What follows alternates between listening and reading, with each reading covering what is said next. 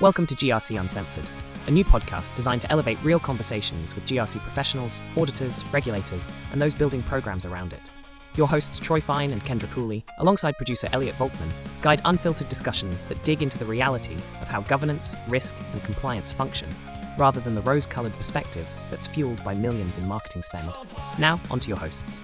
Hello and welcome back to GRC Uncensored. Today, we're going to skip a couple of things because we officially have a second, the other half of our co-host. So Kendra, who I'm sure you're familiar with from our first episode, she is back. She's staying with us. We've roped her in. I don't really know how we did that, but I guess we jazzed up the world a little bit. Actually, Troy, I think we've had now multiple series of terrorizing the GRC space since we've launched this. So not only do we get Kendra, but I think is the word pissed off the right word for things that have happened in the past, 1.5 weeks? Is that the right way to? I pissed off LinkedIn last week. Maybe. I don't know if it's pissed off yet. I wasn't paying attention. I was distracted by some my election texts. I wasn't paying. Maybe we cracked open a few interesting debates. That might be the better way to put it. So anyways. I do want to add, though, we added Kendra, so now we can say we're an international podcast. This is true, because I am technically in Canada now. So yeah, not for this podcast, but usually. So this one will be not international, but later. Amazing. We are, Elliot. By the time this airs, she'll be back in Canada, so it'll be international. All right, let me pull us back on track and then we can derail as we should. So we are back for an important conversation relevant to the may or may not have pissed off the world of LinkedIn. And it has been a much desired conversation from many different sides. So the recap from our first episode, or somewhere first, second episode, whatever it was, I think we were trying to consolidate down of a lot of people were trying to say that we were blaming the world of vendors and technology for why commoditization of SOC 2 and ISO are occurring. I don't think that's a correct assessment, which brings us to today's conversation where we probably get to pinpoint a little bit more of the issues of where commoditization comes from compliance. First of all, is it accurate to say that vendors and technology are aiding the commoditization, or is there maybe a more challenging and long-standing issue that goes with that? So, Dave, this is a perfect opportunity to introduce yourself to the world of our GRC Uncensored chaos, and then maybe we'll have you answer the hot topic of the last 2 weeks. Yeah, of course. So, no worries. First of all, thanks for having me for the first time. I apologize. I'm domestic in terms of location. It sounds like we're trying to expand our reach here and keeping us in a container. But David Foreman, I'm based out of Atlanta, born and raised in Atlanta. I've never left except for work. So I invite all opportunities to do ISO audits on site so I can get out of Atlanta. But I am self-proclaimed ISO guy. So I've been in the certification space for about 11 years now across 3 different companies. So started my career at Ernst & Young, EY, went over to Coalfire. I led their certification practice for the last 7 years. And then in May, we launched Mastermind and Mastermind Assurance. And we are an accredited certification body working with kind of the cybersecurity set of ISO standards being 27001, 27701, and of course the new AI management 42001 as well. So very much specialized, about as specialized as you can get in terms of compliance. A lot of people try to be a little bit more broad than just ISO standards. I chose a different path to be very specialized, and I very much enjoy ISO standards, ISO audits. I did an audit today. I'm not too good for it. I'm not that type of professional that graduated from it. I found a lot of interest in assessments and learning from, I'll say, customers who've applied these standards in their own unique way. But yeah, so getting into the first question here, you're basically just asking around the vendors that have popped up in the GRC space. We'll say since roughly 2019, I think we're all Novanta at this point. They were kind of the first that really started pushing compliance automation as we know it today. And then there's been an entire kind of crop of other vendors that either we call them copycats or have built on similar kind of auxiliary businesses to that model. I'll give a viewpoint that I think a lot of listeners will probably think I'm not going to go the direction of. That I'm like that crummy auditor, right? That's, well, you can't change anything, nothing like that. The world is the way it's supposed to be. And, anybody who tries to innovate in it is like missing the spirit of the standard or something. In all reality, I think awareness is very good for the space too. And one thing Vanta and the likes did when they first launched, and they really started getting marketing dollars and VC money probably in 2020, is you could drive on I-5 in California and you would see a billboard that says, does compliance suck too much? Call it corny, call it cheesy, but I mean, that was a genius marketing campaign. And the reason why I say it was so genius is we're just expanding the total addressable market. If you want to think of it just from a pure business standpoint and valuation, how many people actually care about SOC 2 organizations wise. And I liken it very much to data breaches. If you think about data breaches, the good that comes from each of those events is when it comes in the media, all these organizations that don't have maybe security focused executives are all of a sudden seeing this negative consequence that comes from not being security focused. And they start asking their peers and they ask their CISO types like, hey, what do we have to do to make sure we don't end up in the media like this as well in our negative PR? And so when you start putting up literal billboards and you're going from what was traditionally a B2B topic to a B2C topic, and you're bringing it into the household and people now know what SOC 2 is, that eventually makes its way up to the board. And the board, who's traditionally made up of the CFO and accountant types who would never have touched a security related framework, they are now becoming aware of this. And so I'll provide the viewpoint here that, maybe from a quality standpoint, we've seen deprecation in some pockets. Overall awareness is heightened, meaning we have more proliferation of these compliance schemes, therefore more adopters of it. And generally speaking, I would argue that we are more secure today than before because people are at least doing something related to it. Now, I think where we'll have some interesting perspectives are each of these standards maintaining the same integrity they had 5 years ago? That's really, I think, the crux of it. But overall, I think we have more organizations at least attempting to do something in the spirit of those standards or schemes than we did 5 years ago. And I think that's a good thing, generally speaking. There's at least an attempt being made to do something secure. So I'll pause. All right. Fantastic answer. If I could sum that up, we're saying tech/vendors, good, not contributing to the downfall and commoditization, at least not the main factor. Kendra, Troy, any disagreements? I don't think it's vendors or any software is in the reason for this. I mean, I remember 10 years ago, you could get a SOC 2 for less than $10,000. It had nothing to do with these platforms didn't exist. There was just firms out there trying to disrupt the market, just like any other market, right? That's probably when it really started. I remember our firm would get upset. A certain firm would come in and undercut us by 3x, and we couldn't compete. And they were gaining market share, and that's what happened. So I guess my point is, it's not the software's fault. Like, it would happen no matter what. What happened is, though, there were firms that popped up to partner with these software providers, and that became their source of revenue. And they were able to scale and accelerate this a lot faster than if they weren't there in the first place. Some of these firms might not have existed without these platforms. So that's what happened. You get more supply of audit firms. So now I have more to choose from. The price can go down because I have more supply. With 4 gas stations on the corner, what's going to happen, right? And the prices drops to the break even until some firms decide we're not going to drop that low. We're going to stay high and try to maintain our integrity. And when you get to a certain point, keep cutting costs. There's only certain ways to cut it. You have to either do less of the audit, cut your labor costs by offshoring it potentially, or do other things to minimize those costs, because they're minimizing those costs. The evaluations less. Commodity. So long answer to it, but they're not the sole reason, but I do think they are definitely playing a role in this, but it's not their fault. Audit firms can choose how to do this, and the market's reacting.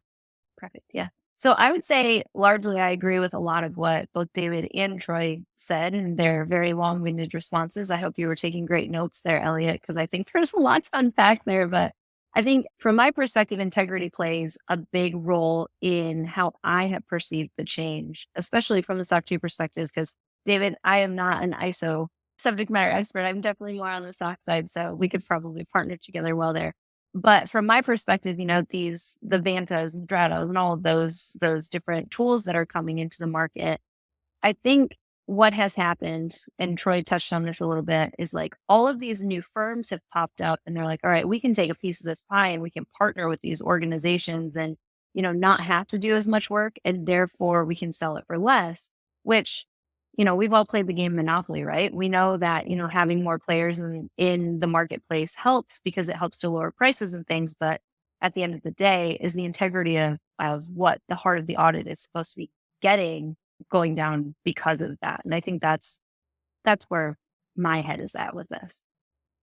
Amazing. All right. So if we can sum this up, and also for the record, for the people listening, especially a likely future guest who slid into join my text messages, we are not saying, for the record, tech/vendors are the larger problem cause around this. So there's multiple factors they might be contributing. Dave, you're more optimistic about their role. I think that's a positive and the right take from my perspective. But there are other pieces to this puzzle. So Troy, we're going to hand this back to you. Maybe we can unpack the proper focus of this particular episode, which is about maybe the different levels of audit quality and some of the different aspects to it. And I think one area that we can actually highlight is that word part. So correct me if I'm wrong, but AICPA probably last year, they put out a memo about the relationship between organizations, the clients or customers, however you position it, and the auditing group, and then like the tech. So it shouldn't be partnering, but there very much is a partner ecosystem in these things. So how do we unpack that? Is it just messaging that's a little funky? Is that one of the factors that's creating a scenario to drive down cost? Is that like just one of those tiny little things? Yeah, let's go from there, Troy. Well, I think it's a lot of money in marketing is what's doing a lot of this. I think we have to remember too that the people that are, going through audits right now, like startups, and they really have no idea what an audit is supposed to be like, right? They don't know what high quality is. So we're expecting, all of us know that when you go to McDonald's, you're getting a certain type of hamburger, right? But if you go to a nice steakhouse, you're going to get a nice steak, right? And you're going to pay extra for it because it's quality. But that's tangible. We all know we get a benefit from it. We can tell the difference, right? But if I'm going through an audit and I've never gone through an audit before, what can I compare that McDonald's hamburger to if I've only eaten a McDonald's hamburger, right? It could be the greatest hamburger in the world, right? So what is audit quality? I guess I would ask the question, like, how do we even define audit quality and who should be defining that?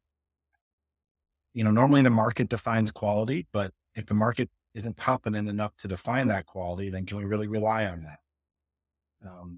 And I think that's what's kind of happening. You have people that are using these firms, and in their eyes, they get a report, they give it to their customer accepts it. Yeah, great quality. I did an audit really quickly and the report got accepted. That's quality to me. That's high quality.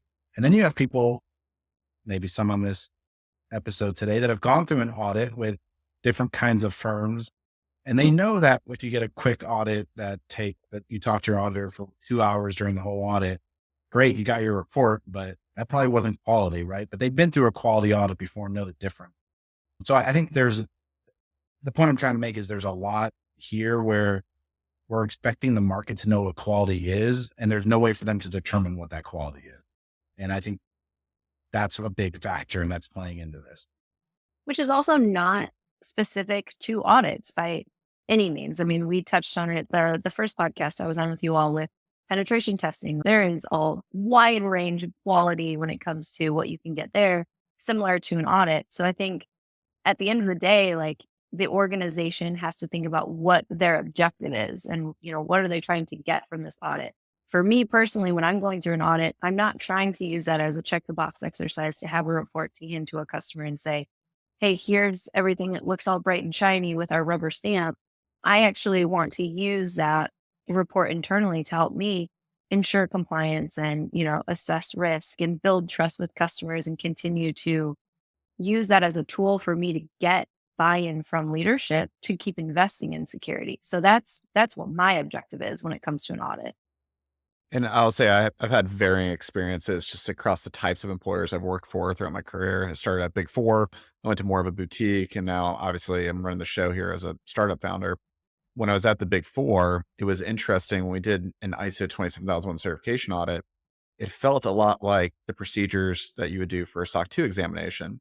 We would figure out the population, we would test how we derive that population from a technical controls perspective, and then create representative samples or judgmental samples off that population as well.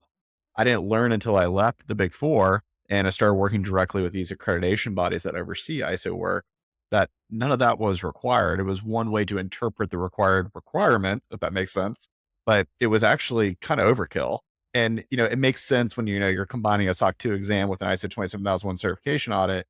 But if it's a standalone certification audit, it was actually overkill in terms of the depth of sampling.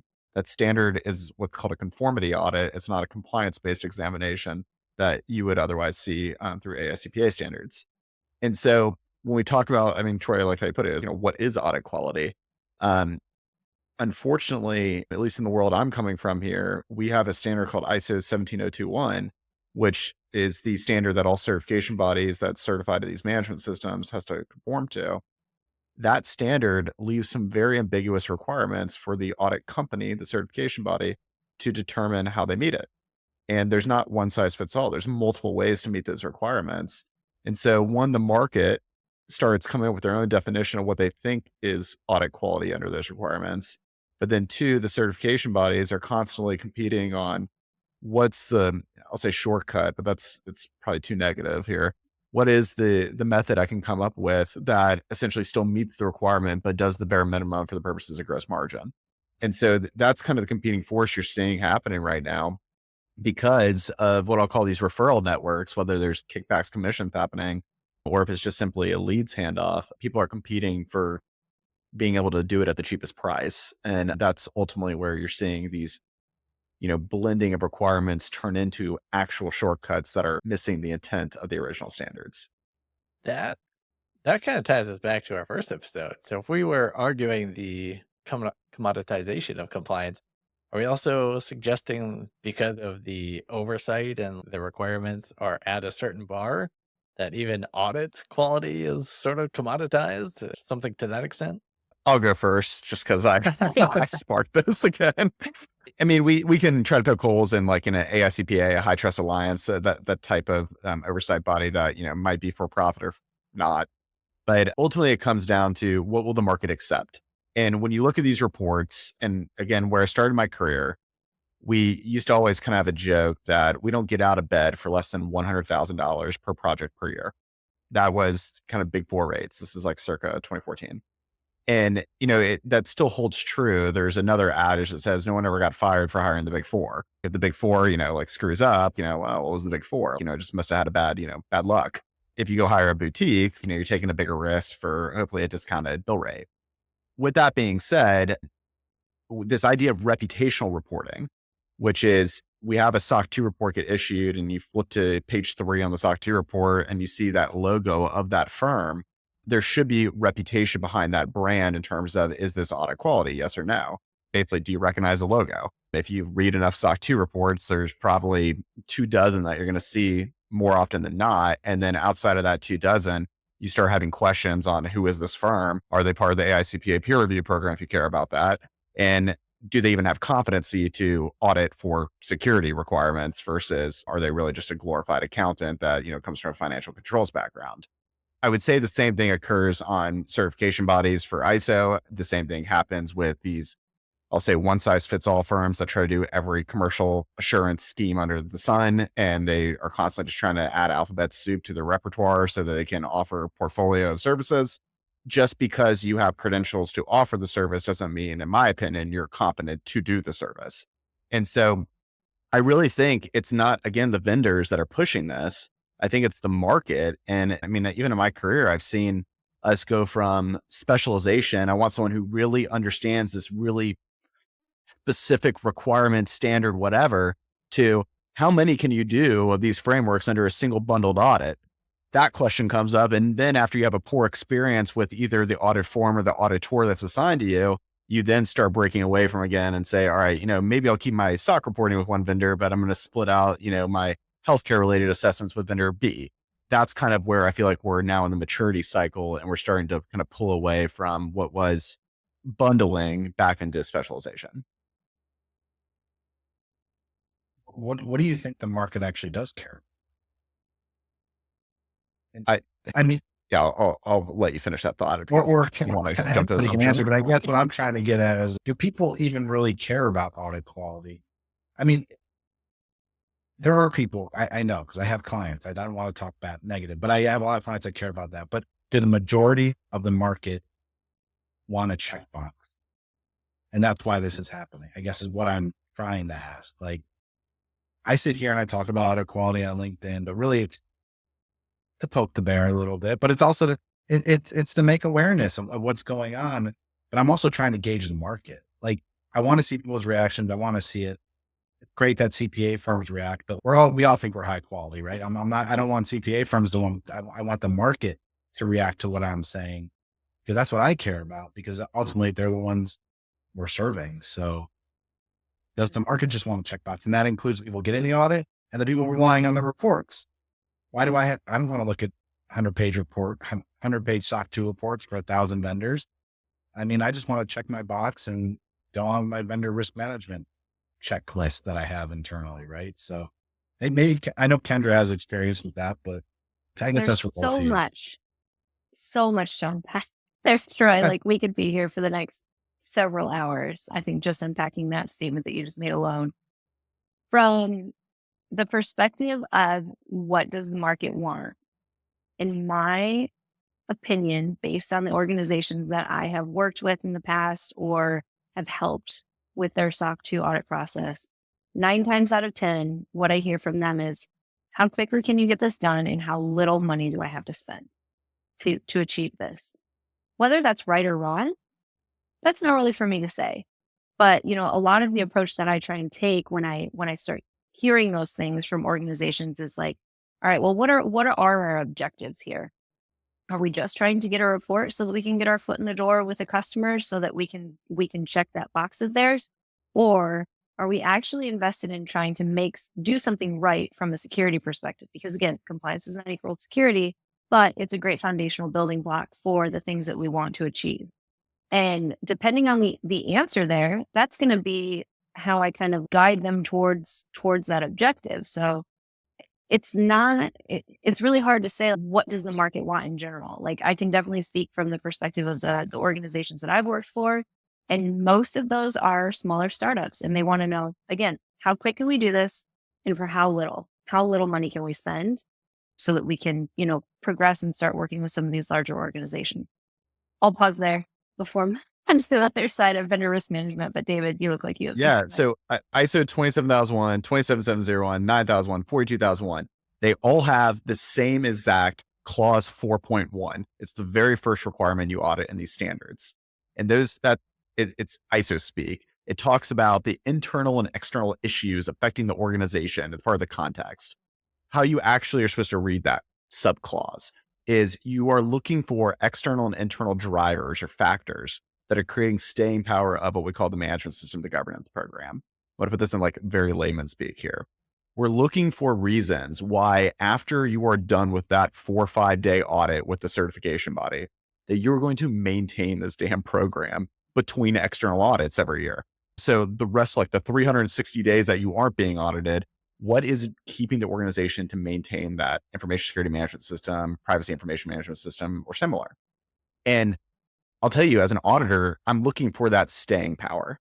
And the best reason I can find staying power in an organization, if I'm about to certify a company, is they have some sort of sales driver from it. They have a customer who's being like nitpicky for whatever reason and requiring it in a contract. They are aware of emerging regulation like EU AI Act, GDPR, and they say, we don't know how else to show third-party assurance and align to it outside of a certification mechanism from a third party. All those like kinds of issues or factors gives me the warm and fuzzies as an auditor and says, that's awesome. I know there's something bigger here than best practice.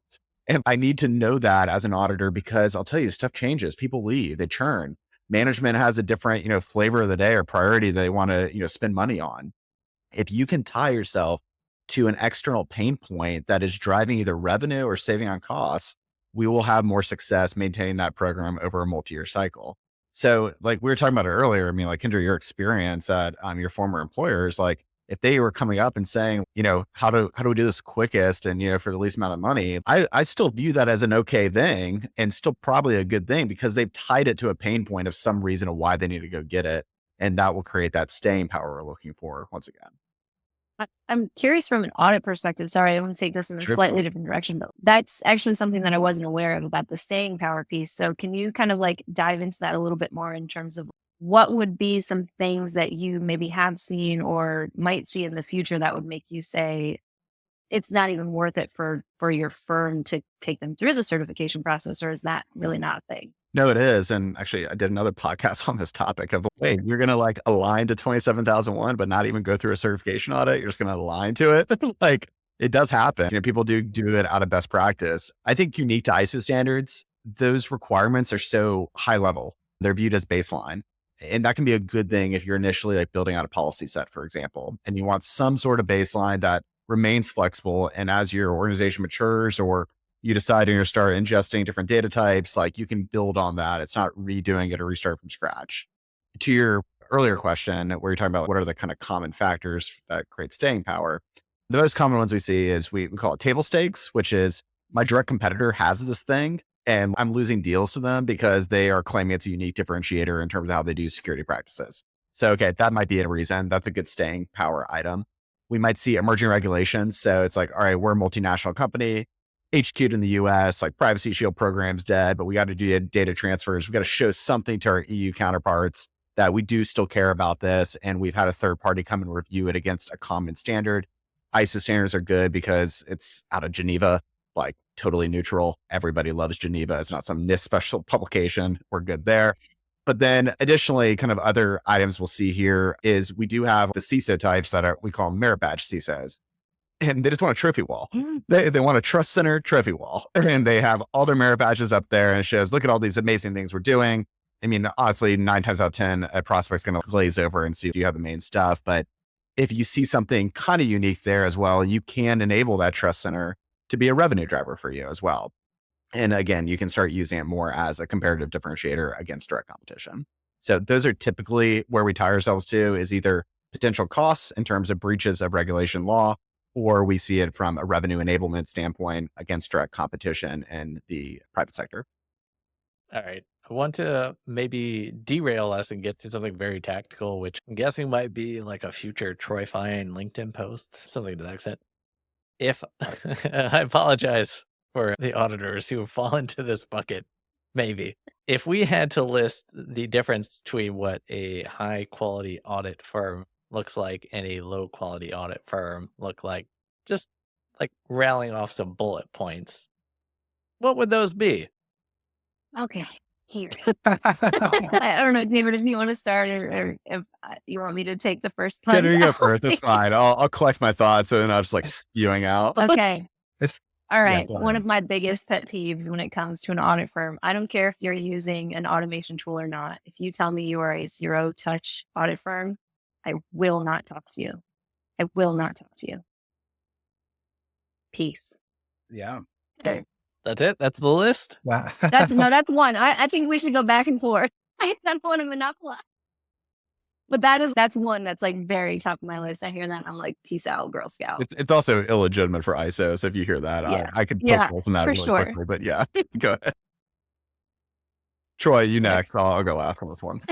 I think one that honestly knowledge, right? I mean, like you're hearing it on this episode, right? Like you hear David, you could tell he's an ISO guru, right? Like you want to feel that comfort and you want to understand that your auditor knows the standards and can guide you in the right direction. I think that's a huge piece of it when it comes to high quality, right? Because you could get some pretty bad advice or just no advice at all, right? So I think knowledge of the standards and how to apply those standards in a practical situation, right?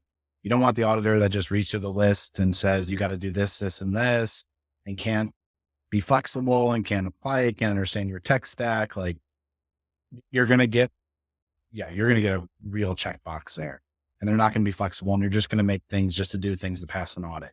So you want an auditor that can really, I don't know what the word is, but they're like able to take the standard and they understand what the standard is, and then they can apply it to your specific situation and give you practical advice. I know an ISO is a little different, or SOC 2, you can help the customer a little bit more, but they can take the audit standards and apply it in your situation. But David probably has a better word for it, since he has. We say feedback. Feedback. There you go. Feedback. Feedback is lighter than, giving guidance or advice, which is considered consultative.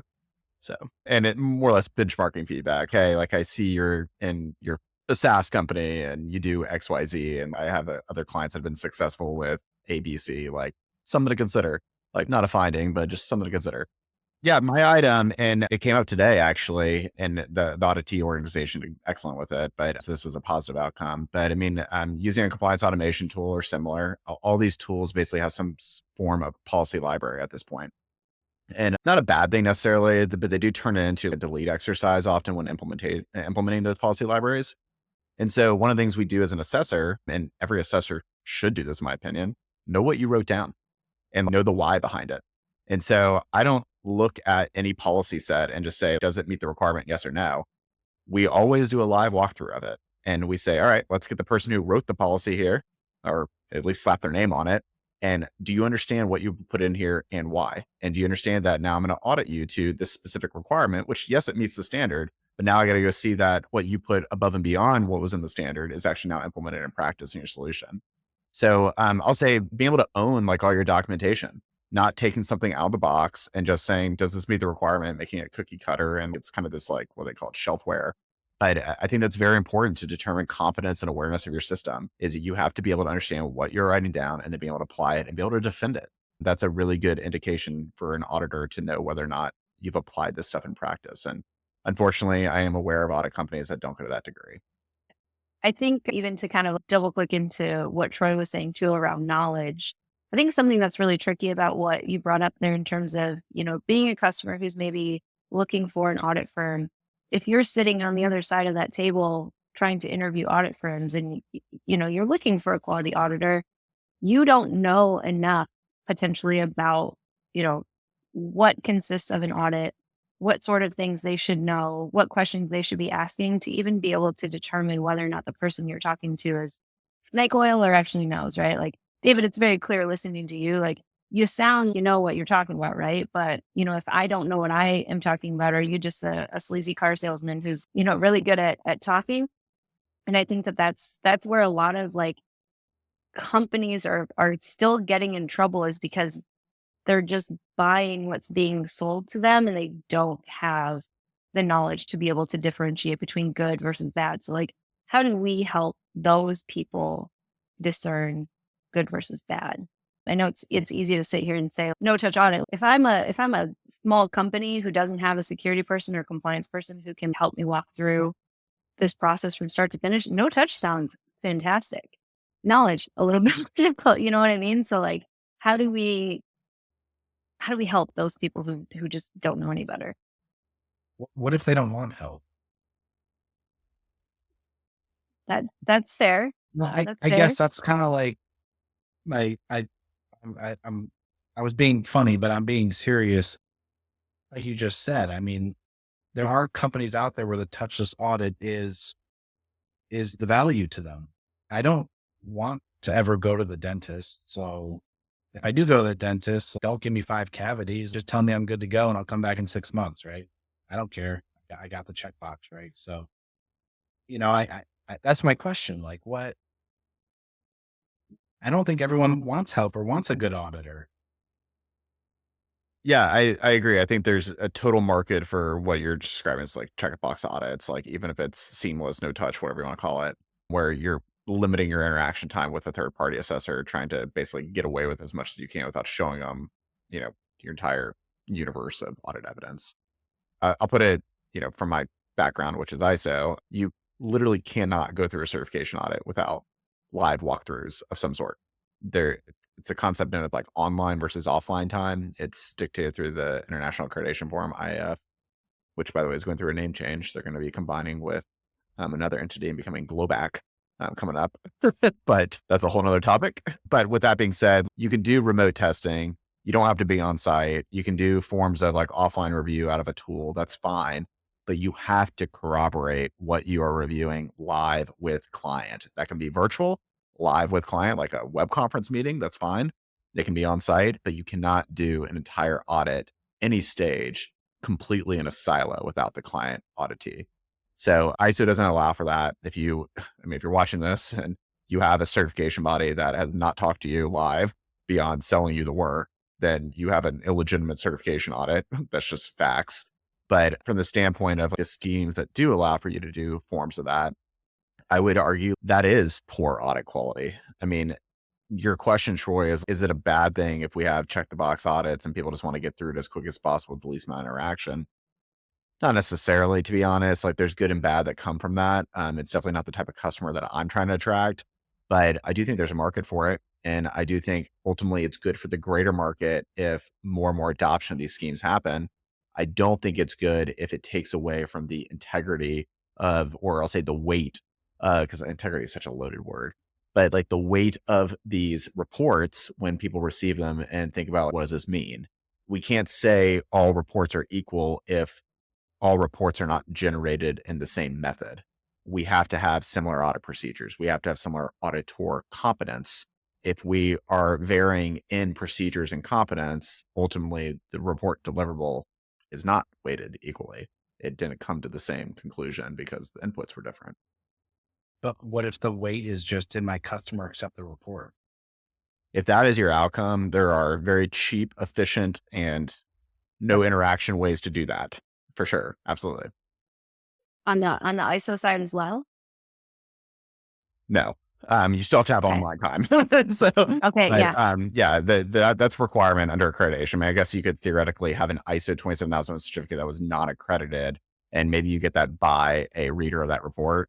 But ISO has, generally speaking, good awareness in terms of what makes a legitimate certificate and illegitimate certificate.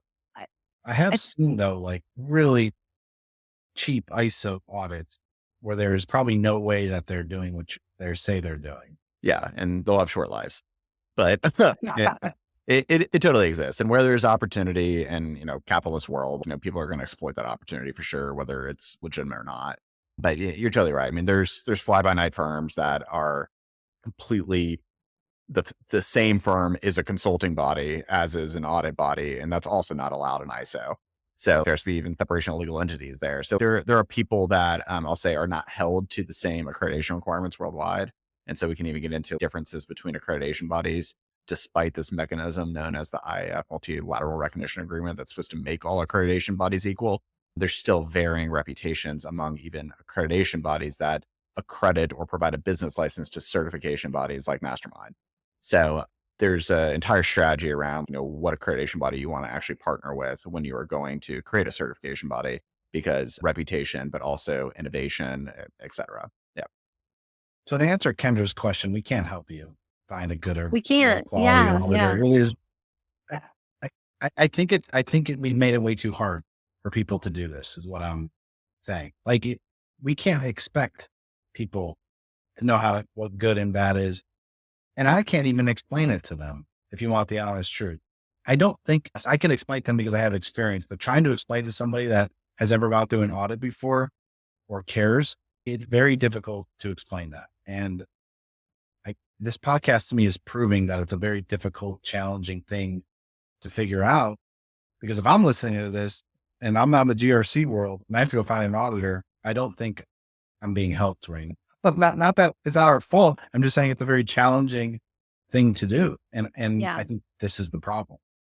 It's definitely not black and white. There are shades of gray all over the place. And I think it comes back to what we were talking about at the beginning. And what is the objective of the organization? What are they looking to use this certification for?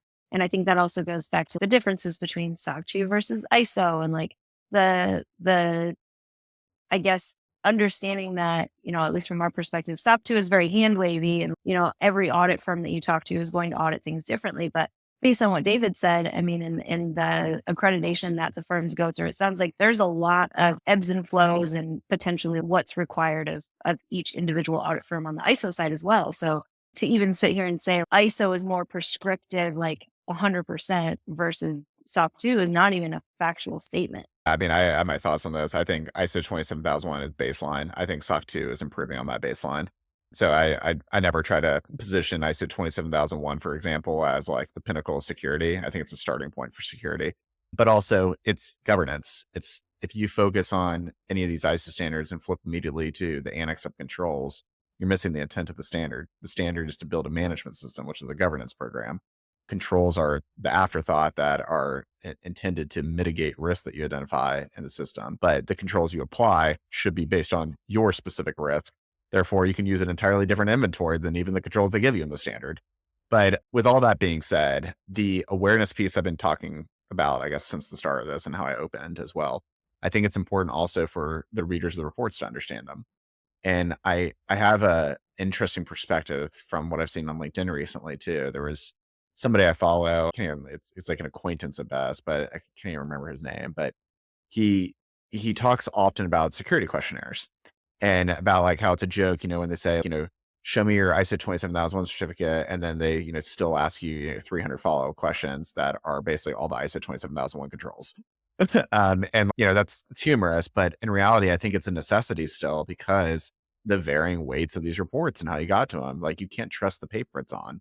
The paper honestly just shows that you have some sort of leadership commitment around there that you'll go through a third-party audit and you'll pay for it. It doesn't necessarily prove in 100% of cases because there is variability across these firms, these certification bodies, on how they're getting to the answer. Therefore, you probably need to do some follow-up due diligence, even if it's overlapping subject matters or criteria that are already covered in these standards. It's unfortunate, but that's ultimately why you have these security due diligence questions go beyond just show me a third-party assurance report and let me trust that as matter of fact versus doing additional due diligence on top of that. So what I'm hearing from there is that the Vantas, the Dradas, the RFPIOs, which I know they changed, Lupio, everybody has a place in this ecosystem because questionnaires are going nowhere. They do. I'm very bullish on Trust Center as a service. I think that is a really good, transparent thing. But where I like to see that go 5 years from now in all reality is you should be able to drill down into audit tests. For live red light, green light, you should be able to see what is being monitored, the scope of that, to a degree that's not going to, show sensitive assets, but like you can almost self-service the audit test yourself live in the Trust Center portal. That would be a really cool outcome if we get there too. And then it will make, people like me completely, irrelevant. Yeah. Anita, that's what I was thinking. Wait a second. That wouldn't be a good thing. I'll do Troy, it for the betterment of the community, Troy. What'd you say? I said I'll accept that fate if it's for the betterment of the community. There you go. Very selfless. No, Very selfless. I want to be secure. I think we are a long way from. Well, no, we're not. AI will solve everything. So there you go. If AI doesn't do it, it'll be quantum, right? Only if that AI is ISO 42001 certified. There it is. That was nice. And only if David does the audit. I didn't say that, but we can add that to the caption. There it is. There it is. Here's your shameless plug. Actually, yeah, we're sort of towards the end of the hour. David, give us a little plug for what you do and how people can get you some revenue. Sure. Love revenue, by the way, especially recurring revenue. Huge on that.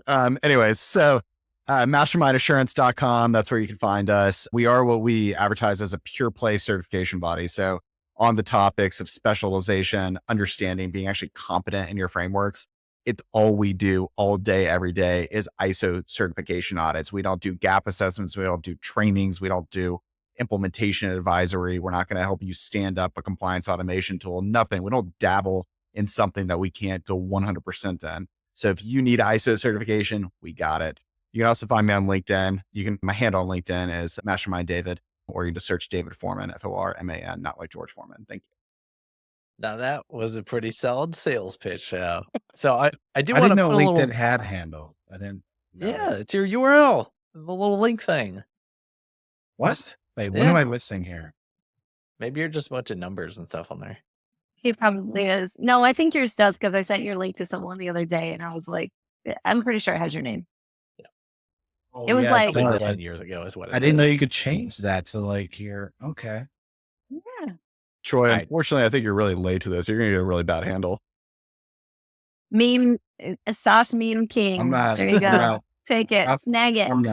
not changing it. I'm leaving it whatever it is. If I have a handle, we'll go with it. If not, I'm leaving it. I don't know what a handle is. I don't have X, Twitter, or whatever. He sounds like an old grandpa right now. He is doesn't an old No. grandpa. No, I don't have any of it. Just LinkedIn. You focus on one thing, like David just said.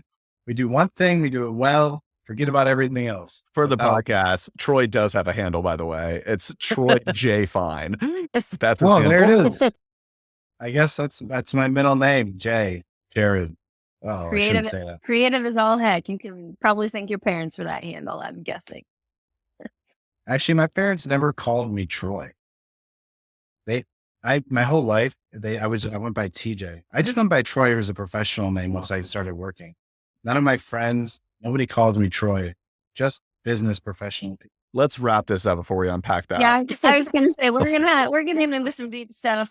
He just said you we're not did- friends, is what I'm hearing. Yeah. You also gave some really, really good kind of references during this podcast today, Troy. So I'm hoping to see those turn into memes here in the next little bit. Wait a second. You are all my friends. I wouldn't have had you on the podcast. Elliot knows that. You're all my friend. Thanks, TJ. Start following me at TJ. There Important you go. clarification. Let's do it. All right, let me Yeah. put a little bow on this episode, and it has nothing to do with potential future sponsor opportunities. All right. It is not the vendors that are the reason in the commoditization of things like ISO and SOC 2. It is also not necessarily the auditors. It's you. It's the market. You're generally the fault. That's the problem. Same thing with cybersecurity. It's always the end user. So they are not going to sponsor us in the future, but auditors and tech vendors might. So that's my clarification. But all jokes aside, I think we can at least balance this equation a little bit more, that it is not just a simple answer. It's, again, what the market wants. So, David, however you prefer it, thank you so much for coming on and providing optimism and your experience into the equation.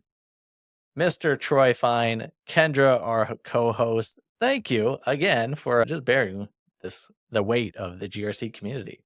And that's it. That's our episode. We'll be back. I'm gonna end it with the tagline. Oh, dear God. I'm going to mess it up, so I'm going to let you say it. And I'm just going to laugh at how stupid I Is am. that for what we're saying putting it. on You don't shirt? remember it? You don't remember Hang it? on, is this what we were putting on a shirt?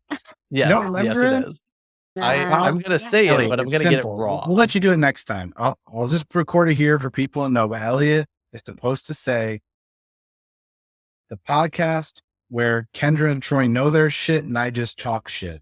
That's the tagline. Get it right next time. You gotta bleep That's the it. last shit, though. It's gonna be Oh, like, it just has a blur of his mouth as he says it. Yes. All right. Do it, Elliot. Come on. Give it your best shot. Where's the little bleep button? Actually, I do want it. I think we should put it in the intro for real. I mean, I could do Can we have the voiceover person say it? Yeah, it's an AI bot, so I can definitely do that. Plus, I got to add Kendra in.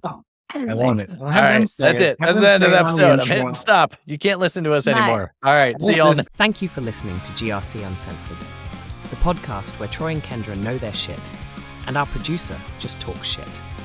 To learn more about GRC, go to grcuncensored.com, subscribe to our newsletter, or join our community on Reddit. Viewpoints expressed during the show do not reflect the brands, employers, or companies of our hosts, guests, or sponsors.